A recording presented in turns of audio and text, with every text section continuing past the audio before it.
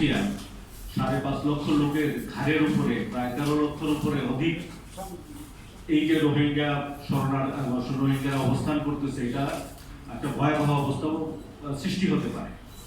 আর প্রত্যাবর্ষণ শুধুমাত্র যে একটা সীমানা পেরিয়ে মানুষ ফেরানো এটা না, এটা একটা একজন মানুষের নিরাপত্তা, মর্যাদা এবং ভবিষ্যৎ ফিরিয়ে দেওয়ার প্রশ্ন। আর আমরা যে বিষয়টা এটা শুধু একটা দেশের সংকট নয়, এটা একটা মানবতা, দায়বদ্ধতা এবং আন্তর্জাতিক ন্যায় বিচারের প্রশ্ন আছে। আমরা যে জিনিসটা চাই যে রোহিঙ্গা প্রত্যাবর্ষণ কমিশন গঠন করা হয়, ওইটা আমাদের অন্যতম দাবি এখন।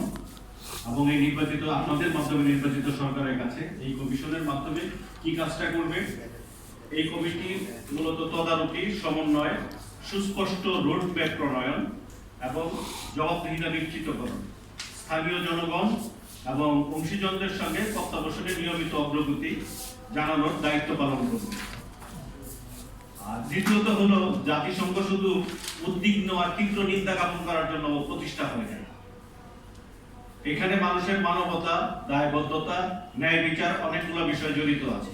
আমরা চাই যে গত বছর অন্তর্বর্তীকালীন সরকারের সময় আন্তর্জাতিকভাবে একটা মিটিং হয়েছিল, এরপরে আর কোনো এই ধরনের আলোচনায় হয় নাই বা আলোচনা করার কেউ উত্থাপনও করে নাই। আমরা চাই গণতান্ত্রিক সরকার, নির্বাচিত সরকারের মাধ্যমে অতি সত্বর জাতিসংঘে এই রোহিঙ্গা বিষয়ে একটা আলোচনা আসুক এবং সেই আলোচনায়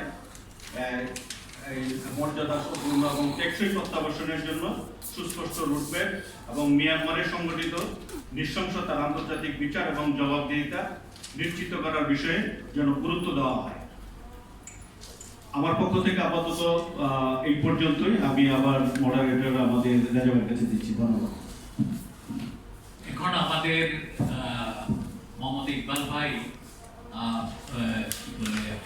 আমাদের এই আন্তর্জাতিক সংগঠনগুলোর ভূমিকা এবং পরবর্তী বিষয়গুলো বলবেন। ধন্যবাদ মাননীয় মডারেটর এবং উপস্থিত সকল সাংবাদিকবৃন্দ, আপনাদের প্রতি সালাম, আসসালামু আলাইকুম। আমরা যখন কোনো বিষয়ে একটা কাজ করি তখন তার আর একটা পার্শ্ব বিষয় থাকে। যেমন ধরেন আমরা সাহায্য দিচ্ছি রোহিঙ্গাদেরকে, এটা খুবই মানবিক বিষয়, কিন্তু এর ফলে অনেকগুলো সাইড ইফেক্ট থাকে। যেমন পরিবেশের প্রচুর প্লাস্টিক ব্যবহার হচ্ছে ক্যাম্পগুলোতে, প্রচুর ধরে যে শিল্প বর্জ্য করছে, এবং সাহায্যের পাশাপাশি দেখা যাচ্ছে আমাদের এই আশেপাশের এলাকায় 300 একরেরও বেশি জমি কিন্তু আবাদি জমি নষ্ট হয়ে যাচ্ছে। পরিবেশ তো আগেই নষ্ট হয়ে যাচ্ছে, জানেন যে কমকে উদ্ধার করা হয়েছে। তাহলে এই যে এখানে ডিআরসিতে যে কথাগুলো বলা হয়েছে, শুধু তহবিল প্রদান, তাদেরকে খাওয়ানো বা চিকিৎসা, আমাদের বাংলাদেশের পরিবেশে কি হবে এই নিয়ে কিন্তু আসলে তেমন কোনো পরিকল্পনা নাই, বা সরকার থেকেও ধরে চিকিৎসা করবে বলা হচ্ছে না, কিন্তু ব্যাপক ক্ষতি হয়ে যাচ্ছে।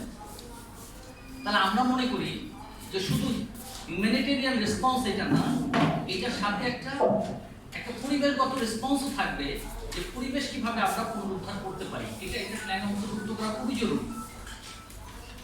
2 নম্বর বিষয়, দেখেন আমাদের ওখানে 1.2 মিলিয়ন রোহিঙ্গা একটা ছোট জায়গায় বাস করে, টেকনাফ এবং উখিয়াতে। প্রতিদিন কি পরিমাণ পানি উত্তোলন হয়? গড়ে 2.7 কোটি লিটার। এটা আমাদের একটা পরিসংখ্যানে পেয়েছে, হয়তো আরো বেশি। তাহলে ওই এলাকা কি হচ্ছে, পাহাড়ের নিচে আপনার ভ্যাকুয়াম সৃষ্টি হচ্ছে। যে কোনো মুহূর্তে আপনার ভূমিকম্প যদি হয় তাহলে এটা একটা টাইম বোমার মতো। 2 নম্বর বিষয় হলো 5 থেকে 10% পাম্পে বা টিউবওয়েলে এখন ওই এলাকায় পানি পাওয়া যাচ্ছে না। এটা আরো বাড়বে, স্যালাইনিটি বাড়বে। তাহলে কি হবে? আমাদের ওই জায়গায় কিন্তু একটা বিকল্প ভাবনা ভাবতে হবে। যেভাবে ইউএন এবং আইএনজি গুলো রেসপন্স করেছে, এটা সমস্যার সমাধান হবে বলে মনে হয় না, কারণ তাদের ইচ্ছার অভাব আছে। তাহলে এখানে আমাদের পাশে নামপুতি আছে, এটা কিন্তু ট্রিট করে আমরা সুন্দর তাদেরকে পানি দিতে পারি। এই বিষয়টা খুবই গুরুত্বপূর্ণ। আরেকটা বিষয়, এই খাওয়ানো পড়ানোর বাইরে বা ফান্ডিং তহবিল দেওয়ার বাইরে কি পরিমাণ ক্রাইম রোহিঙ্গা ক্যাম্পে হয়, এটা আপনারা একটু চিন্তা করেন। গড়ে প্রতিদিনই প্রায় 1 জন করে মানুষ মারা যাচ্ছে।